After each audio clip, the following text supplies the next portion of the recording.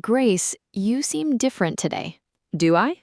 You seem quieter than usual. And that's saying something because you've always been the calm one. But this is a different kind of quiet.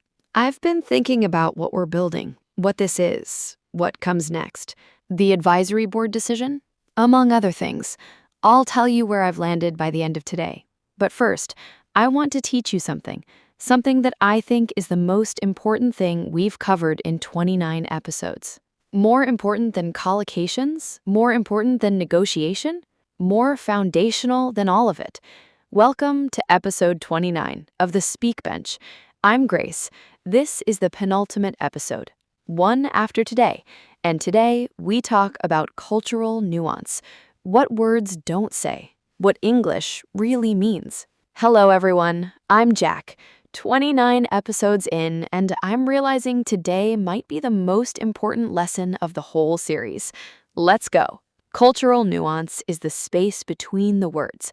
Every language sits inside a culture, and that culture shapes not just what people say, but what they mean, what they don't say, how they expect to be understood, and what they find rude, kind, funny, or appropriate. Like how the British use sorry as a greeting almost. They say sorry when someone bumps into them, even if it wasn't their fault. Sorry in British English is often not an apology at all. It's a social lubricant and acknowledgement of shared space. In American English, sorry is more likely to be a genuine apology or an expression of sympathy. Same word, different weight, different purpose. And that gap between what a word means and what it does is cultural nuance. And for English learners, mastering vocabulary and grammar is only half the journey. The other half is understanding what English speakers actually mean when they say things. One of the most useful frameworks for understanding cultural communication is high context versus low context. Low context cultures, like the United States, Australia, the Netherlands, communicate very directly. What is said is what is meant. Clarity is valued. Directness is professional. Like when an American says, "I'll be honest with you," and then they're actually honest with you. Yes, in low context cultures, honesty and directness are virtues. Subtext is minimal. You say what you mean. High context cultures, Japan, many parts of the Middle East, East Asia, many Latin American cultures, communicate with much more context, implication, and relationship history. What is not said is as important as what is said. Where does British English fall? British English is fascinating. It presents as low context, but operates as high context. The words are clear, but the meaning is often the opposite. "That's brilliant" in British English frequently means "that's terrible."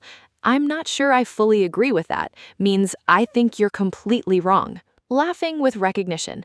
Fletcher. When Fletcher said on our first call, "That's wonderfully optimistic," he didn't mean wonderfully optimistic. He meant that's not going to happen, but delivered with warmth and understatement. You decoded it correctly in the moment, which is why he respected you. Now, silence. What does silence mean in English communication? I've always found silence in English conversations slightly uncomfortable. I feel like I should fill it. Different cultures use silence very differently. In many cultures, silence during a conversation signals respect, contemplation, agreement with what's been said. In mainstream American and British professional English, prolonged silence often signals discomfort, disagreement, or that someone is waiting for the other person to speak. So in a meeting, if I say something and there's silence, that might mean people disagree or are waiting for me to add something. Often, yes. In English meetings, silence is rarely comfortable. If you make a proposal and the room goes quiet, that's usually a signal to either ask if anyone has thoughts or to add more context. A Japanese business partner might be silent because they're processing respectfully. An American colleague might be silent because they have concerns they haven't voiced yet. Same silence, potentially opposite meanings. Exactly. And misreading silence is one of the most common sources of cross-cultural miscommunication in English-speaking professional environments. Indirect communication in English. English is often described as a direct language, but that's not fully true. There are enormous amounts of indirection in everyday English communication, especially in professional contexts. What are some examples? Would you mind taking a look at this? That is not a question, it's a request. The would you mind construction is almost always a polite instruction. I was wondering if you might be able to, again, not a genuine wondering, a request. This is very common in British professional English. I know this one. So when my manager says, you might want to double check those numbers, she doesn't mean I might want to. She means check those numbers now. You might want to is one of the most indirect ways English speakers give a direct instruction, and if you don't read it as instruction, you'll seem like you're ignoring feedback. And when does yes not mean yes?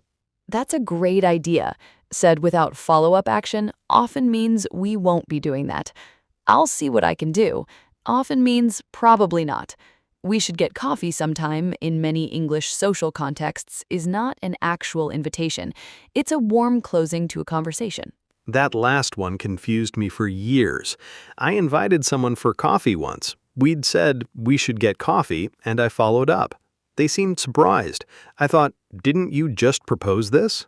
You made a very human, very cross-cultural error.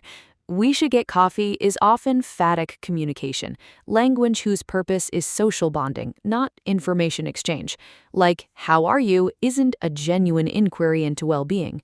How are you? The most common English greeting that nobody actually answers honestly. In American English, how are you expects good thanks, how are you, not a genuine emotional update. In British English, all right, expects all right, you, not even necessarily good, just all right. The bar is lower. All right. The British have genuinely low expectations of how life is going, and I find that oddly comforting. Now, politeness strategies. Linguists talk about two types of politeness, positive face and negative face. Positive face is the desire to be liked, included, approved of. Negative face is the desire for autonomy, not to be imposed upon. Positive face politeness? Making someone feel included, valued, approved of. You're so right. Great idea. I really appreciate your perspective. This is often stronger in American communication culture. And negative face? Respecting autonomy, not imposing. Would you mind? Only if you have time. I don't want to bother you, but if it's not too much trouble. This is stronger in British professional culture, the constant hedging of requests to avoid imposing on someone's freedom. So both cultures are being polite, just in different directions. Exactly. American politeness often warms, tells you you're great. British politeness often hedges, tries not to put you out. Neither is more polite. They're differently polite, and misreading one as the other causes offense in both directions. To listeners, if today's episode is giving you something genuinely new, something about how English actually works at a deeper level, please like and subscribe to the Speak Bench and tell us in the comments what's one cultural communication difference you've noticed. We read every single one. Practical cultural intelligence in professional English settings. When working with English speakers from different cultures, assume good intent first. Cultural miscommunication almost never comes from malice. It comes from different frameworks. Like when Sophie went quiet after I made a suggestion in a meeting. I thought she disagreed. She was actually processing. That's her thinking style. And once you knew that, you could read her silence correctly. Cultural intelligence is exactly that, building a model of how specific people in specific contexts communicate, and adjusting your interpretation accordingly. Is there a difference between cultural intelligence and stereotyping? Critical difference. Stereotyping assumes every person from a culture behaves the same way. Cultural intelligence understands that cultures have tendencies and patterns, while recognizing that individuals vary enormously within any culture. It's a starting point for understanding, not a fixed conclusion. So you hold it loosely, as a hypothesis, not a fact. As a hypothesis, not a fact. That is exactly it. Now, rapid fire. What does this phrase actually mean in English cultural context? Go. Quick. That's an interesting idea. Could mean genuine interest or polite dismissal. Context and follow-up action determines which. I'll take that on board. Could mean I've heard what you said, but it doesn't necessarily mean I'll act on it. British professional hedging. We should catch up soon. Could mean social phatic communication, warm but probably not a concrete plan, unless a date is set in the moment. It's fine. Almost never actually fine. In British English especially, fine delivered flatly means the opposite. In American English, fine might be genuine, depending on tone. Could we revisit this? Could mean polite but firm no to the current proposal, with the door technically left open but probably not being walked through. 5 for 5. You've been reading English subtext this whole time, and you didn't even know it. Realizing I've been learning cultural nuance since episode 1. I just didn't have the framework for it. Warmly. That's what all of it has been. Language is culture. You can't separate them.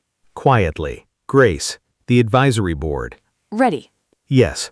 Gently. Have you decided? Pause, then clear. I've decided to say yes. Surprised. To the university? Steady. To both. The university position and the advisory board.